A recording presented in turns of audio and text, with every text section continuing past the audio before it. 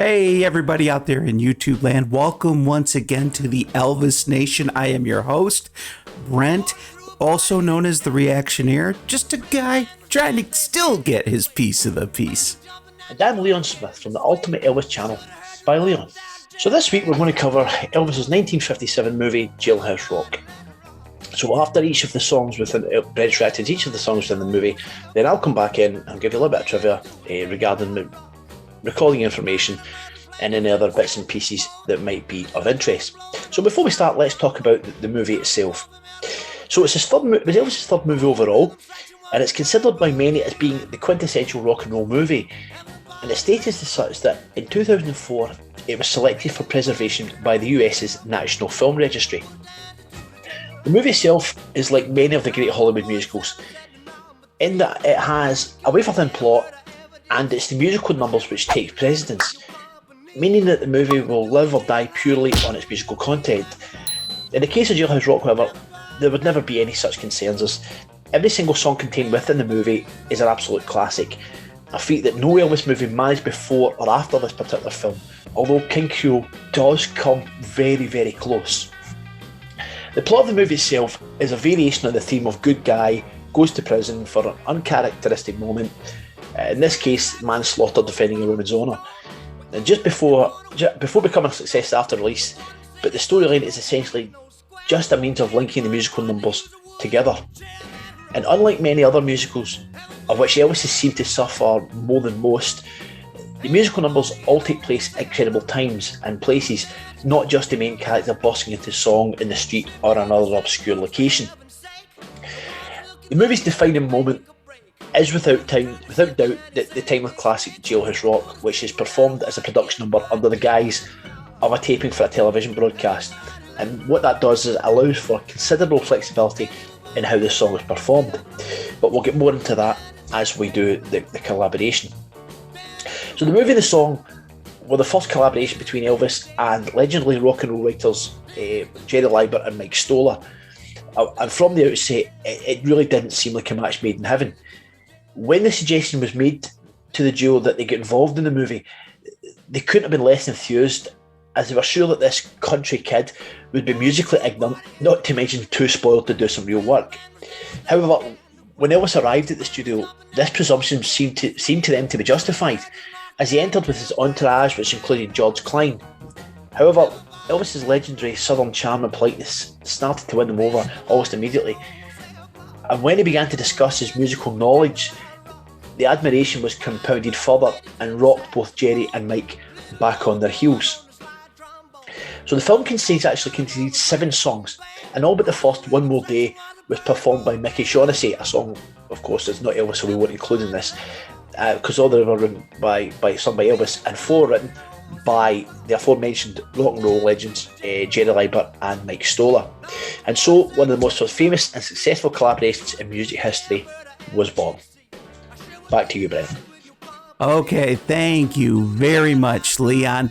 Well, we're going to dive into the first number of this presentation, I Want to Be Free. Let's do it.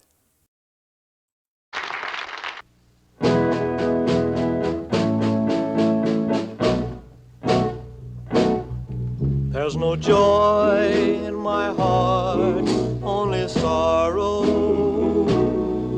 and I'm sad as a man can be. I sit alone in the darkness of my lonely room, and this room is a prison to me. I look out my window, and what do I see? I see a bird way up in a tree. I want to be free. Oh yes, free. Oh yes, free. I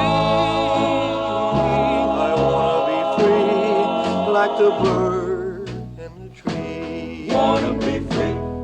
Oh, what good are my eyes? They can't see you, and my arms, they can't hold you so tight. I have 2 lips that are yearning, but they're no good to me. I can't kiss you tonight. I look out my window, and what do I see? I see a bird way up in a tree. I wanna be free. Oh yes, free. Oh yes, free. I wanna be free, like a bird in a tree. Wanna be free. I wanna be free, like a bird in a tree. Want to be free. Okay, I'm introducing a new format change. Might as well do it now. I don't like cutting in when I'm hearing it for the first time. So what I think I'm going to do from now on, and hope you guys enjoy it this way, I'm just going to let it roll through the first time, and then I'll try to keep mental notes and go back to a couple sections I really wanted to emphasize. Okay, this is the first part where we break into the chorus. Listen to the bass line and the backing vocals. To some people, it just might sound like, you know, your typical backing structure and all that, but it's actually very well paced. It's very enhancing to what Elvis is doing vocally. And not only that, but it kind of goes into this mellow lullaby of bluesiness, and then it just boom. But yet not too much of a boom. Enough, though, to shake you a second, but in a most beautiful way. Here we go. I look out my window, and what do I see?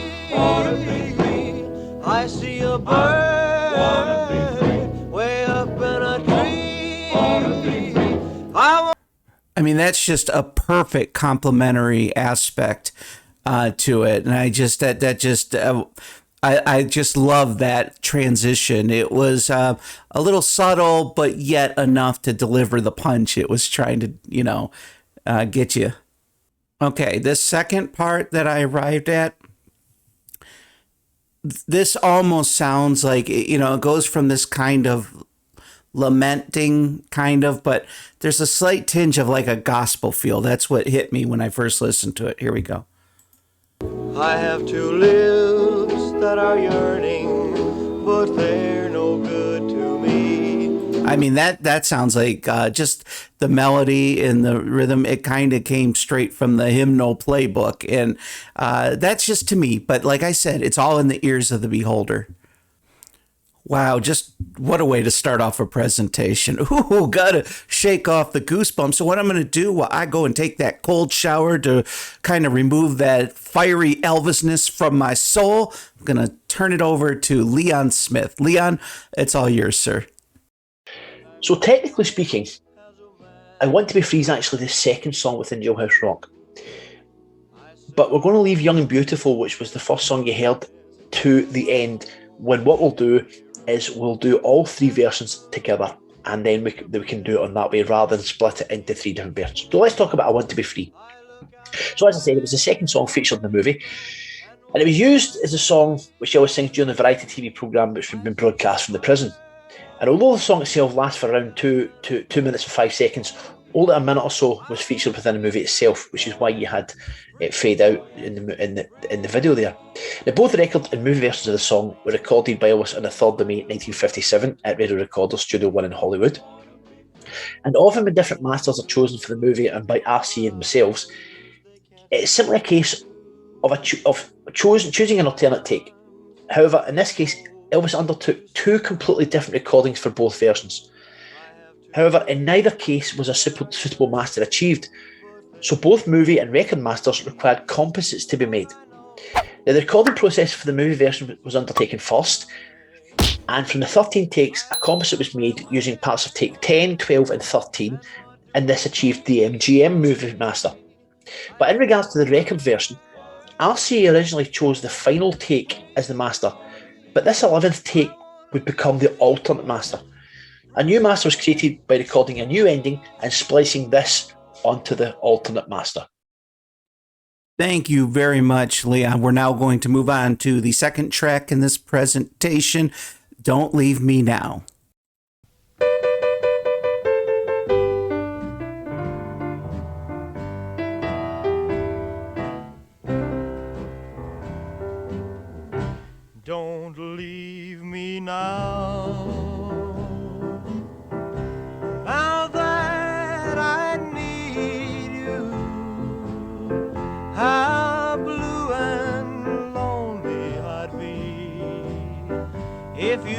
say we're through.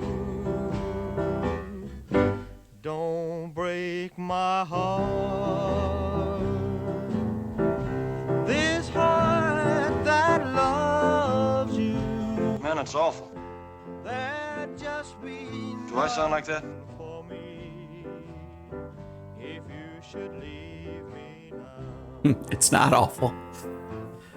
Loved it. What good is dreaming if I guess I owe that guy at the Florida a couple of drinks. It's a nice tune, though. There's nothing wrong with the tune, it's just the way I'm doing it. How do you mean? Sound like a million others. Well, then sing it differently. Like how? Like how you feel it. Put your own emotions into the song. Make it fit you. Make it fit you. Well, the first thing is a guitar. It's tough trying to find the chords. I just want to use it. Nobody cares. Okay, fellas, let's do it again. Good. Burn me up this time. Let's see if we can get a little fire in. Try it again, sir. All right, stand by. Everett demonstration number 2, take 1.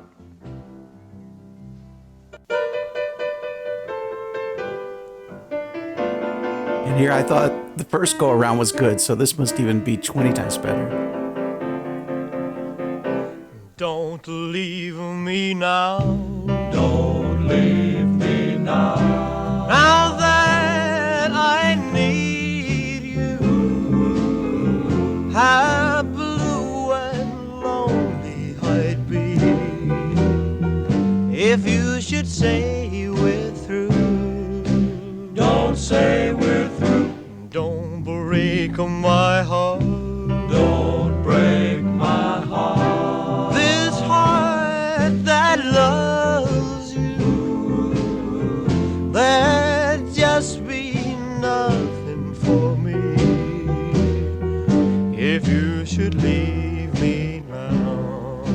Don't leave me now. What good is dreaming if I must dream all alone by myself without you, darling? My arms would just What do you think? I think it's wonderful, Vince. Think it's good enough for a record? It sure is. Well, then let's go ahead. With a record? Why not? How do you go about it? Well, it isn't that easy, Vince. I mean, you have to go to a record company and sell them on the Well, idea. then let's do it. You know the business, and I want to cash in on some of that loot. Well, I don't know. We might try Geneva Records. What can they do? Send me back to the pen. Don't close your eyes to my plea. Oh, don't you leave me now. Don't leave me now.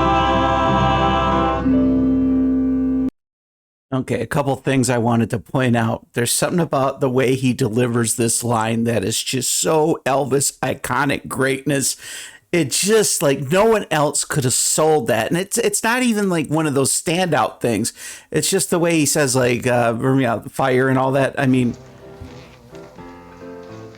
Burn me up this time. Let's see if we can get a little fire in. see, I don't know why. That's just, there's something so cool about that. Instead of just saying, oh, let's take it from the top or let's just make a great one.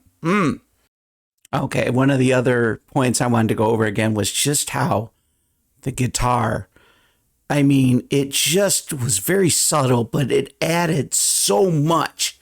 And I mean, it caught my ear just like my ear was on fire. If I must dream all alone by myself without you, darling. And not only that, but that Elvis smile. It's like some people just smile and it's just nothing, but Elvis had that smile that you just loved watching him express himself. And I'll go over that again. Just watch his smile. Without you, darling. I mean, that's the flavor right there, my I friends. think it's wonderful. And all right, enough of my talking. It's time for Leon to chime in. Leon, it's all yours, sir. Like a few of the songs contained within the movie, the screenplay required that Elvis record more than one version of Don't Leave Me Now, and this was ordered to facilitate the plot advancement in regards to his character Vince Everett's his first visit to a recording studio for the recording of this song and all that entailed. The recordings of the different versions all took place on the 9th of May 1957 at the MGM Soundstage in Hollywood, and the second version was the first to be recorded. It was achieved in 12 takes and was chosen by both MGM and RCA as their respective masters. Soon after, though, the first movie version was recorded in just 2 takes, with the second chosen as the master of that version. Thank you very much, Leon. Now, this upcoming track, Treat Me Nice, the third track, is actually one I've reacted to before on my very first channel. And for those of you who don't know, and one time I'm going to make a video where I'm just going to lay this story out so I don't have to keep repeating it. But there was a computer glitch. Part of it was my ignorance. I did something wrong. I lost about 20 some odd Elvis reactions to history. So this is kind of nice because I had to react to it anyway. And so just letting you know, this is not my first go around with this, but that's the great thing about Elvis. I was talking to Leon about this the other day. The 50th reaction is fresh in a way because you hear something new each time. So let's get to it. Okay, we're ready. Stand by, please. What's this new label of yours? Laurel Records. Laurel, number 101, take 1.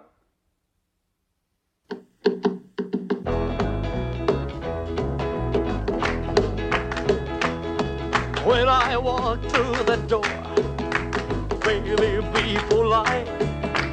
You're gonna make me sore if you don't treat me right. Don't you ever kiss me once, kiss me twice. Treat me nice. I know that you've been told it's not fair to tease. So if you come on cold, I'm really gonna freeze. If you don't want me to be cold as ice, treat me nice. Make me feel at home if you really care. Scratch my back and run your pretty fingers through my hair. You know I'd be your slave if you ask me to. But if you don't behave, I'll walk right out on you. If you want my love, then take my advice. Treat me nice. Make me feel at home if you really care. Scratch my back and run your pretty fingers through my hair. You will nobody be your slave if you ask me to. But if you don't behave, I'll walk right out on you. If you want my love, then take my advice. Treat me nice. Treat me nice. Treat me nice. If you really want my love, then treat me nice. Okay, I gotta go back with this because one thing that occurred to me is there are a lot of singers out there who have just powerful voices, can really deliver with a resounding kind of thunderous kind of thing. But if you were to take the sound away, they could almost be expressionless. You know, some are great and some aren't. And so I'm going to turn the sound down to this. And I just want to just watch Elvis, because he was as much of a visual artist as he was a recording artist. Now check this out. Just watch him, because this is what I was thinking. I was thinking you could take the sound away and you still have something awesome to watch. Just look at oh.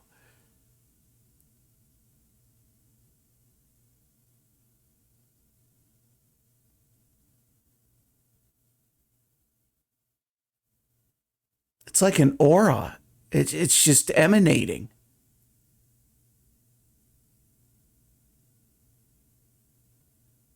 Even when he's just looking like he's taking it, oh, like right there. Oh, I got to go back. I'm sorry. And anybody, I could sit there and go like that, but I'm not going to come out as luminous as he does when he does that. That's why it's something bigger than just sheer timing or something. Oh, I love it, man. I love it. This other part I wanted to kind of go over. First of all, there was just so much Elvis greatness in this. I mean, it really kind of, between the harmonies and everything, it kind of really gave that special overview of what was so great about early Elvis. But like a lot of songs in the 50s were sweet, except for a few of them. And when I say sweet, there's nothing abrasive or anything. But yet with some of Elvis's music, there was kind of a hint of things to come, like a harder sound. And it's kind of like at the genesis of that. But listen how it just becomes more intense here.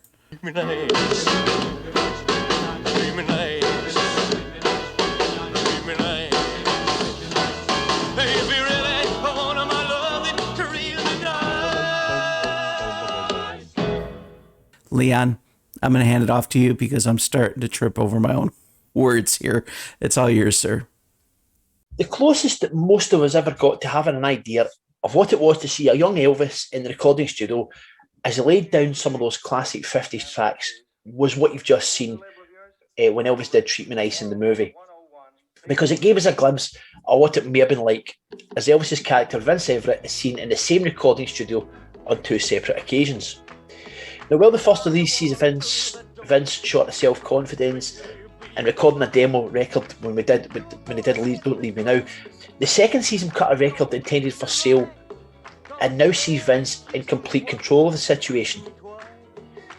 Elvis recorded two versions of Treat Me Nice for the movie because after a mammoth 19 takes on the 13th of April 1957, it was the final take was chosen as the master, but it was found unsuitable for insertion into the movie. So Elvis returned to Studio One of Radio Recorders in Hollywood in a second attempt to record a suitable version of the song. And despite 13 takes, no one seemed satisfied. So the decision was taken to create a master from a splice of takes 10 and 13. The spliced RC master of the movie version consisted of the first 1 minute and 47 seconds of take 10 and the last 13 seconds of take 13. Although MGM's version differed ever so slightly, with the first 1 minute and 50 seconds of take 10 and the last 19 seconds of take 13. Now I hope you're keeping up with me on this now. Before insertion into the movie, MGM then added guitar overdubs by Vincent Terry on the 30th of July, and that final version would become known as the second movie version, although only a single version could be heard within the body of the film soundtrack. Now, in a further twist, Elvis recorded a third version on the 5th of September 1957, again at Radio Recorder Studio 1, and this time, wait for it, it took 15 takes before Elvis was satisfied. And this particular version would become the RCA record version. Thank you very much, Leon. Now, this fourth song that we're going to be breaking into is an obscure Elvis song. Maybe 10 people on Earth heard it. This is going to be one of the first places where it's ever been played since it was first out in the 50s. Jailhouse Rock, I have no idea what this is. I'm just messing with you. Oh my gosh. And this is one where everyone's heard it 10 million times, but it's still freaking amazing. So this is going to be just more like my 50th reaction to this song. Let's do it. A little while back, I had a kind of a vacation with a bunch of men in a big place away out yonder, and while I was there, these men, kind of guests, you might say, we'd get together and horse around a little bit and sing, and because we were having such a good time, and we always had a lot of fun with this one, the Jailhouse Rock. Hey, pick up out there!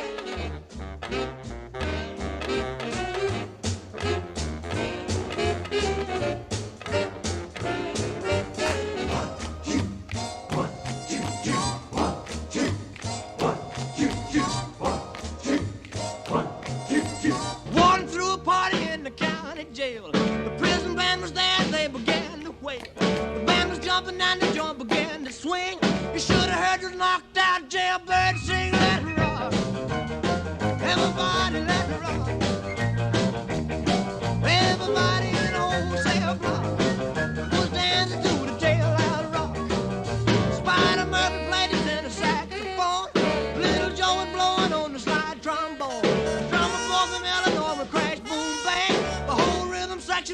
purple gang, let's rock.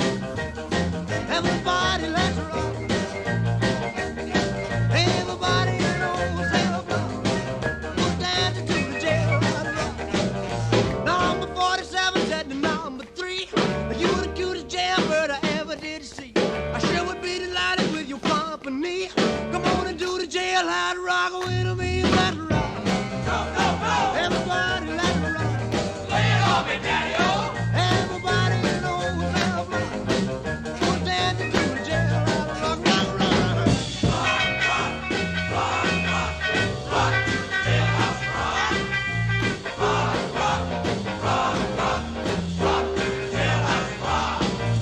Sad sack was sitting on a block of stone, way over in the corner weeping all alone. The warden said, hey buddy, don't you be no square. If you can't find a partner, use a wooden chair. Let's rock. Everybody, let's rock. Everybody in the old cell block was dancing to the jailhouse rock. Shifty Henry said to Bugs, for heaven's sake, no one's looking out a chance to make a break. Bugsy turned to Shifty and he said, nix, nix, I wanna stick around, I wanna get my kicks. Let's rock. Everybody, let's rock. Everybody in the old cell block was dancing to the jailhouse rock. Dancing to the jailhouse rock. Dancing to the jailhouse rock. Dancing to the jailhouse rock. Dancing to the jailhouse rock. Dancing to the jailhouse rock. Dancing to the jailhouse rock. Dancing to the jailhouse rock. Dancing to the jailhouse rock.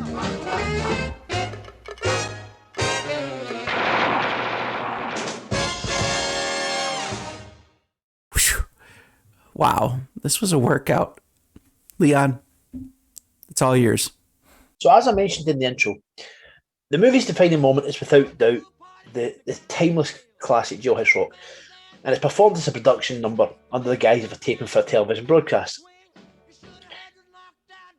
The production is perfectly choreographed, and there was considerable input from Elvis himself, and unlike the studio master and subsequent single, it contains additional backing vocals and orchestral instrumentation. Elvis recorded the title track during a recording session arranged specifically for the recording of the songs for the movie, and the title track was the first to be recorded on the 30th of April 1957. The overdubs for the movie version were added at an unknown date sometime in late July 1957 at the MGM Soundstage in Hollywood.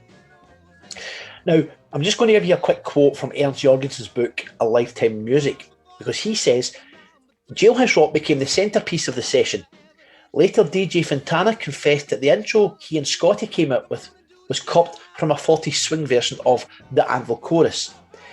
But with Bill Black's walking bass figure, that's played on his new electric Fender, following in right on its heels, and Scotty and Elvis taking off in full force, this was Elvis's hardest rocker yet. Elvis's quick, sure grasp of the tune, and his instinct to sing a song with an urgency that transcended its satirical intent, rocked Jerry and Mike back on their heels. So, what should be mentioned is the magnificent Take 6. Now, there is a first take to the master of this song, of the creation of this song on my channel, and I'm sure Brent and I will do a collaboration on that in the future. But if you want to hear how Elvis created the song itself in the studio, go and watch that. But Take 6, that despite being a long false start because Elvis almost lost his voice, such as his commitment to the vocal, it was considered so outstanding that it was used for the first half of the master, with Elvis adding the second half later in that day. But Elvis's vocal also shows that even at such a young age, just 22, and still relatively inexperienced, his genius at interpretation of musical lyrics was evident even at this early stage. Now, he could have used a lower key, but the result would not have been as striking, but instead he used a key almost at the top of his vocal range, which gives the illusion of shouting the words, and the apparent strain in his voice at times is extremely effective, as is the deliberate mispronunciation of words like the legendary company in the third verse. Now, that strain, however, would prove too much for Elvis's young vocal cords, and eventually, after being unable to complete Take 6 because Elvis almost lost his voice, such as his commitment to the vocal, and despite two further false starts and takes 4 and 5 being complete takes, it was considered so outstanding that it was used for the first half of the master, with Elvis adding the second half later on that day. So these two parts were spliced together, making the RCA master that has become so instantly recognisable, with take 5 listed as the alternate master. And also of note, it's the ultra rare long version with piano intro, which was created a week later using the unedited master, with the that piano intro recorded on the 7th of May and spliced onto the beginning. And again, you can hear that on the first take to the master. And thank you very much, Leon. We're going to move on to the 5th portion of this presentation. You're so square, baby, I don't care.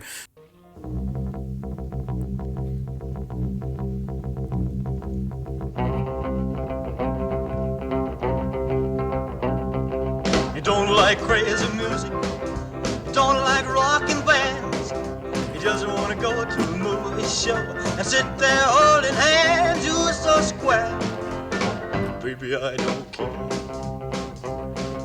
You don't like a hot rod racing, driving late at night, you just wanna park where it's nice and dark, you just wanna hold me tight. You're so square, baby, I don't care. You don't know any dance steps that I knew.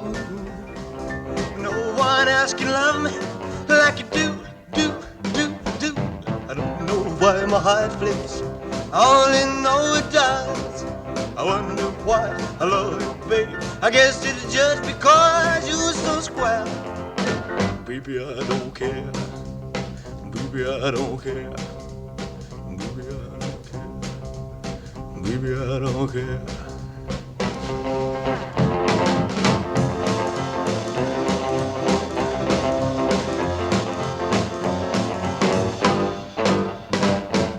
I don't know why my heart flips, I only know it does. I wonder why I love you, baby. I guess it's just because you're so square. Baby, I don't care. Baby, I don't care. Baby, I don't care. I don't care.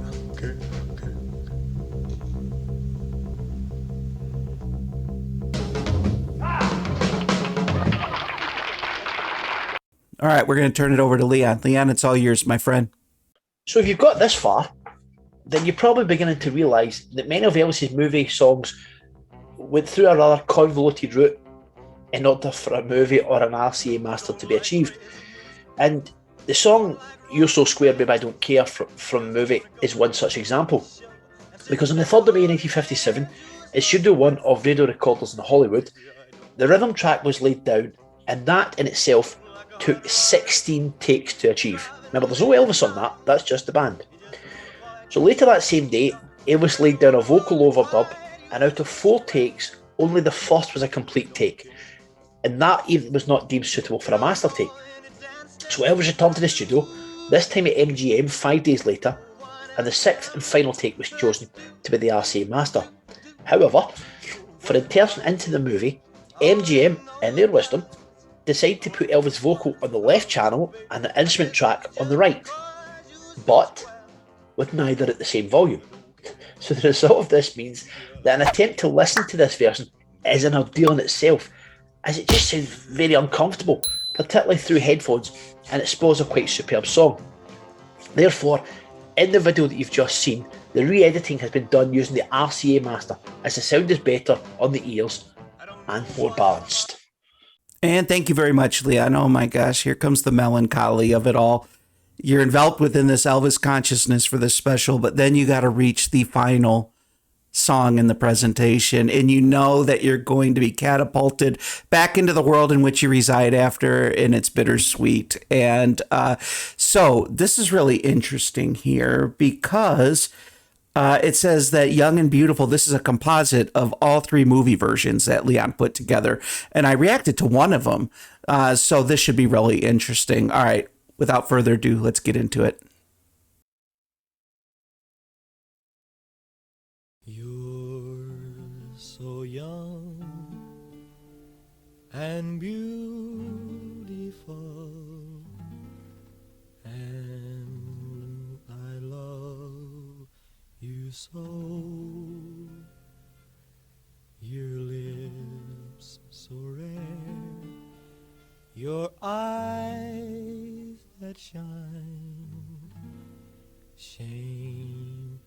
stars that glow.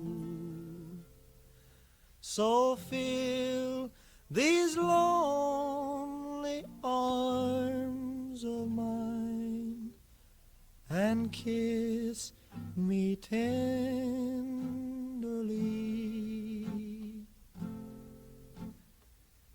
Then you'll be forever young and beautiful to me.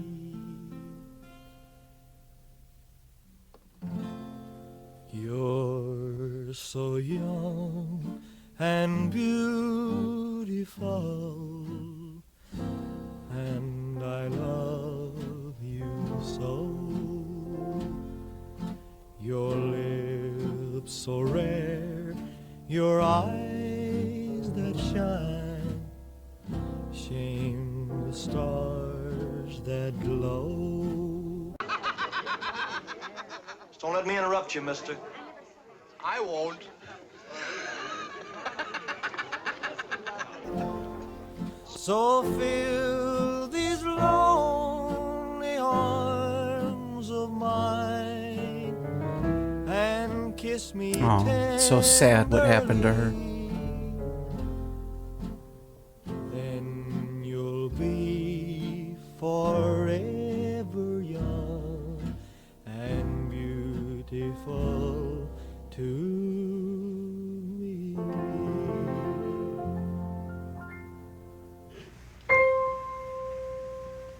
You're This is the one I reacted so to. young and beautiful, and I love you so. Your lips so rare, your eyes that shine, shame the stars that glow. So fill these lonely arms of mine and kiss me tenderly.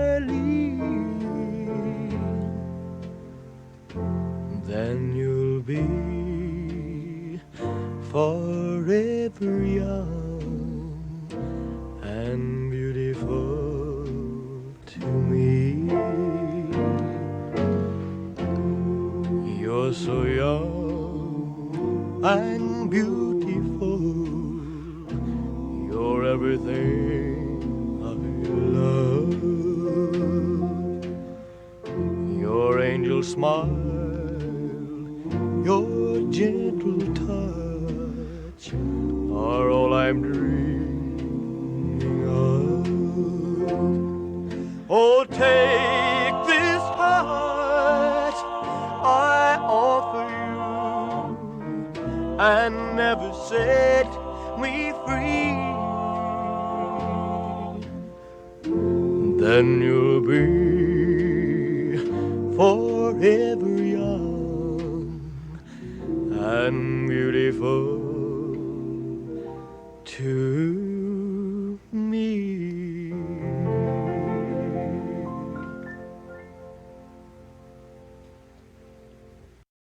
Wow, I really love that progression. You know, it started out simple acoustic guitar, added piano in the second part, and then really came to its full realization with the closing number. That was just really cool. All right, enough of me. Leon, it's all yours.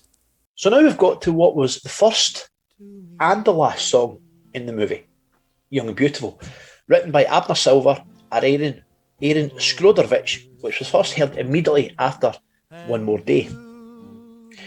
In addition to the version that would be used as a master by RCA for any subsequent soundtrack album, the movie screenplay also required 3 different additional versions which would fit into the plotline as the movie progressed, and these additional versions would be achieved in different manners. So on the day of recording at radio recorders in Hollywood on the 30th of March 1957, Elvis had already finished recording the title song and Treat Me Nice before he began to record Young and Beautiful, and that was at around 2:45 on that Tuesday afternoon. Elvis would conclude at around 6 in the evening, a full 8 hours since the session began that morning. Now, after a mammoth 22 takes, 8 of which were complete takes, the final take was chosen as the master, although 𝐼𝐶𝐒 would choose a splice of takes 18 and 12 as one alternate master, and the complete take 19 as a second alternate master. On completion of the record version, Elvis moved on to the requirements that were necessary for the movie soundtrack. And the first order of business was to achieve a master recording of the first version to be seen in the movie, which takes place in the prison cell occupied by Elvis's character Vince Everett. This version, with minimal accompaniment and sung in a slightly different style, was after 2 complete takes, and the third was chosen as that MGM jail version master. The second version required by the movie screenplay was that which took place in the Florida Club, where Vince decides to do an impromptu audition after being rebuffed by the club's owner. Now, this master of this version was achieved in 7 takes and was classified as MGM Florida Club version master. Now, the final version is that scene at the movie's finale, as Vince overcomes his fear that his voice is not recovered after major surgery to his larynx, and is the best and most touching of the movie. Now, this version was achieved by splicing of 4 different takes from those taped during the recordings of the movie version, and the exact process is that the splicing of the first 𝐼𝐶𝐒 alternate master was achieved by using the beginning of take 18 up to Forever Young and Beautiful, and the remainder by using take 12 from that point to the song's conclusion. The splicing of the movie end version, however, was far more complicated and required the splicing of 4 different takes, and was spliced the following way. So take 12 up to Young and Beautiful, then take 8 up to And I Love You So, then take 12 from Your Lips So Rare to Shames That Stars That Glow, take 18 from So Phil to Forever Young and Beautiful, take 12 from To Me to Oh Take This, take 22 from Heart, and then take 12 from I Offer You to Young and Beautiful 2, and take 8 for the final Me and the song conclusion. Quite a convoluted way to create a master, wouldn't you agree? So, that was Jailhouse Rock. See you next time. Thank you very much, Leon. Please support Leon's channel. I'm telling you what, he puts so much blood, sweat, and tears into that channel. He does a lot technically behind the scenes that a lot of people don't realize. Sometimes he's putting, overlaying versions and really kind of doing a mix of the songs to give it the best presentation possible. It's really almost a great feat of editing if you want to look at it that way. All the more reason to support it. Get other people who are into Elvis, steer them toward his channel. The link to his channel is in the description. And I want to thank you, Leon. I want to thank all of you for watching, and I just can't be happier with this Elvis journey, and it's only going to get better. Thank you so much. Get your piece of the peace, and TCB, my friends.